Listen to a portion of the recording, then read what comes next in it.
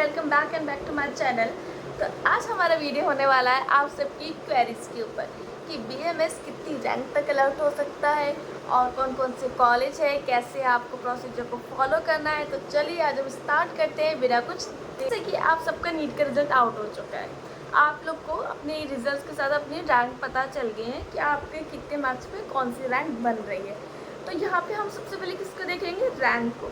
आपको रैंक को अपनी नोटिस करना है और रैंक के हिसाब से आपको कौन सा कॉलेज अलॉट हो सकता है, तो उसकी बात करें। बीएमएस के लिए अगर आपकी rank for general category, I am talking about general category, अगर आपकी रैंक 58,000 से या फिर से 55,000 के अंदर है तो आपको डेफिनेटली बीएमएस का कॉलेज अलॉट हो सकता है इन स्टेट ऑफ यूपी स्टेट और ऑल इंडिया कोटा से यूपी में आपको मिल सकता है, ठीक है।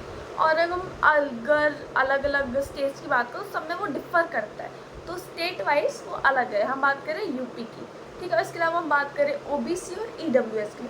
देखो ओबीसी में 60,000 तक आपको आराम से कॉलेज मिल सकता है एंड ईडब्ल्यूएस में 58,000 तक आपको बीएमएस का कॉलेज आराम से मिल सकता है। 58,000 तक या 60,000 आपको आराम से बीएमएस का कॉलेज मिल सकता है। आप काउंसलिंग बहुत अच्छी तरीके से करते हो तो अगर आपकी rank for the OBC and EWS हम टॉकिंग अबाउट, अगर आपकी रैंक 65,000 तक है तो आपको कॉलेज आराम से अलॉट हो सकता है, ठीक है। तो अब हम बात करते हैं, ये हम बीएमएस के हमने रैंक टेस्ट के ऊपर बात कर ली। अब हम बात करते हैं कौन कौन से कॉलेजेस हैं हमारे यूपी में, ठीक है। तो हमारे यूपी में 8 कॉलेज आते हैं जो है, एक तो हो गया संपूर्णानंद, ठीक है, वाराणसी।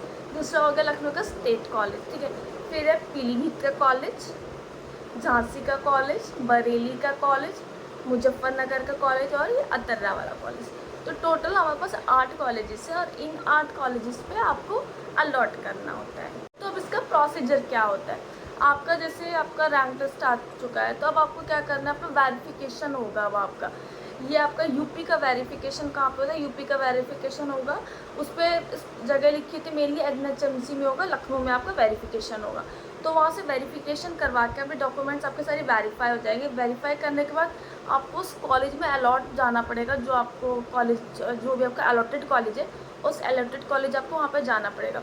और जो आपके डॉक्यूमेंट्स सारे वेरीफाई हुए हैं वो सारे डॉक्यूमेंट्स और जो और भी नीडेड डॉक्यूमेंट्स में बताए होंगे वो आपको जाकर उस कॉलेज में सारे डिपॉजिट करने होंगे और वहाँ पे वो आपके डॉक्यूमेंट्स फिर से दोबारा रीचेक होंगे।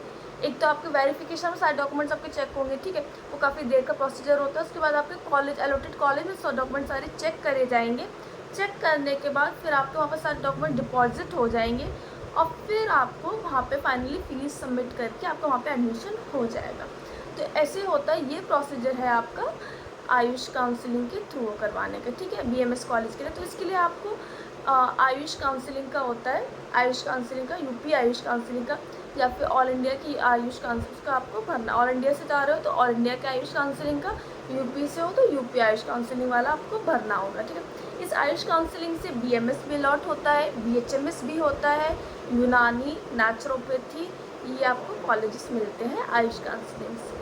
जैसे कि क्वेरीज रहती है कि कहते हैं आप लोग का जैसे क्वेरीज रहती है कि आपको कॉलेज में एडमिशन मतलब बीएमएस के साथ साथ आप लोग को नीट के लिए फिर से प्रिपेयर करना है। तो देखो साफ साफ मैं आपको बता रही हूँ on the clear words, 75% attendance is very very mandatory. आज के टाइम में 75% वेरी वेरी मैंडेटरी है, जिसको आप इग्नोर नहीं कर सकते, ठीक है। तो आप ऐसा नहीं सोच सकते हो कि आप यहाँ पर कॉलेज छोड़ के आप कोचिंग ज्वाइन कर लो, ठीक है, ना हो, तो ऐसा आप नहीं कर सकते। आपको अटेंडेंस अपना पूरा यहाँ पे पूरा करना पड़ेगा। 75% आपको अटेंडेंस पर ही आपको पेपर देने दिया जाएगा, इसमें तभी आपको पेपर देने दिया जाएगा। यूनिवर्सिटी का आपको फॉर्म तभी भरने दिया जाएगा, आप एलिजिबल नहीं होंगे यूनिवर्सिटी फॉर्म फिल करने के लिए। विदाउट यूनिवर्सिटी फॉर्म फिलिंग आप यूनिवर्सिटी पेपर एग्ज़ाम नहीं दे सकते हो। जो मेन आपको प्रोफेशनल एग्जाम्स होता है वो नहीं दे सकते। अगर आपने वो नहीं दिया तो आप 1 साल पीछे हो जाओगे, मतलब जूनियर्स बैच के साथ आ जाओगे। तो इस चीज़ का आपको ध्यान रखना है कि बहुत ही हार्ड स्ट्रिक्ट रूल है। तो आपको 75% अटेंडेंस आपको मैंडेटरी करनी है यहाँ पे, ठीक। और इसके अलावा क्या कहते हैं, क्लासेस की बात करें तो देखो क्लासेस ऑलमोस्ट काफ़ी मतलब सभी कॉलेजेस में क्लासेस चलती हैं। अगर मैं अपने सिर्फ अतरा कॉलेज की बात करूँ तो यहाँ पे सारी क्लासेस चलती हैं, ठीक है। 9 बजे से या 10 बजे से जो भी होता है, I am not sure about क्या कहते हैं जूनियर्स बैच का मुझे अभी क्लियर नहीं है कि 9 बजे से होती है 10 बजे से होती है। तो 9 या 10 से सीधे 4-5 बजे तक आपके 5 बजे तक सारी क्लासेस चलती है, फिर आपको सारी क्लासेस अटेंड भी करनी पड़ेंगी। तो सारी क्लासेस चलती हैं, तो इसके साथ आप सोचो कि आप प्रिपरेशन कर पाओ। अगर आपके पास इतना मतलब आप इतना हैक्टिक ले सकते हो, कर सकते हो, तो आप ट्राई करो, वरना बहुत ही मुश्किल हो जाता है सारी क्लासेस करके फिर आपके, क्योंकि प्रिपरेशन पर आपको टाइम बहुत ही कम मिलता है।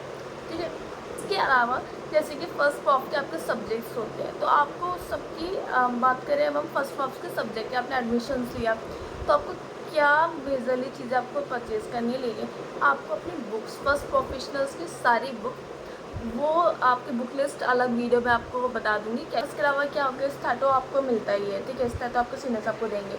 इसके अलावा आपको क्या क्या लेना होगा चाहिए, मतलब क्या क्या आपको चाहिए होगा, बुक्स हो गई, स्टैटो हो गया, वो आपको मिलेगा ही मिलेगा।